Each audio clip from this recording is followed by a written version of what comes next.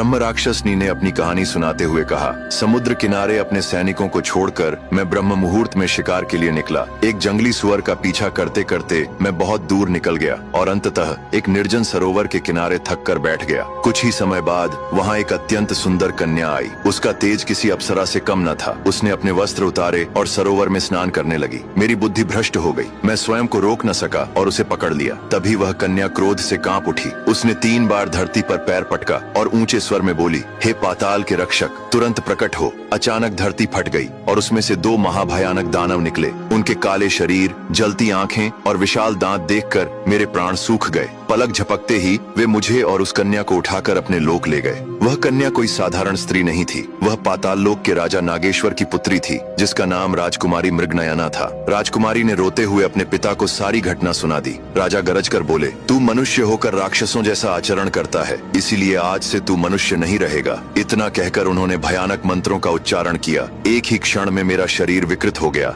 और मैं ब्रह्म राक्षस बन गया। फिर थोड़ी ही देर में उनके सैनिक मुझे इस धरती पर पटक कर लौट गए। राक्षसी देह में जब मैं अपने सैनिकों के पास पहुंचा तो भय से वे मुझ पर टूट पड़े, पर अब भूख और क्रोध मुझ पर सवार था। मैंने एक एक कर सभी को मार डाला और खा गया। उसी दिन से मैं इस जंगल में भटकता रहा। धीरे धीरे 100 वर्ष बीत गए। एक रात मैंने निश्चय किया कि अपने राज्य लौट कर देखूं। आधी रात में अपने महल में घुसा, पर वहाँ कोई परिचित नहीं था। मेरा राज्य किसी और राजा के अधिकार में जा चुका था। हताश होकर मैं फिर जंगलों में भटकने लगा और अंततः मैंने एक और गलती कर दी, जिससे मेरा यह हाल हुआ और मैं यहाँ कैद हो गया। एक दिन अत्यधिक भूख के कारण मैं तड़प रहा था। तभी मुझे एक सुंदर हिरणी दिखाई दी। मैंने उसे खाकर अपनी भूख मिटाने की सोची और उसका सिर धड़ से अलग कर दिया, पर मरते ही वह एक सुंदर कन्या में बदल गई। यह देखकर मैं हैरान रह गया। तभी एक तेजस्वी साधु प्रकट हुए और बोले, अरे दुष्ट राक्षस, तुमने मेरी बेटी को मार डाला। तुमने अपनी भूख मिटाने के लिए इसकी जान ली है, इसलिए अब तुम कई हजार वर्षों तक भूखे प्यासे यहीं कैद रहोगे। इतना कहते ही उन्होंने मंत्र पढ़ा और मुझे मंत्र बल से बांधकर इस कुएं में डाल दिया। अब आगे की कहानी जानने के लिए देखिए अगला भाग।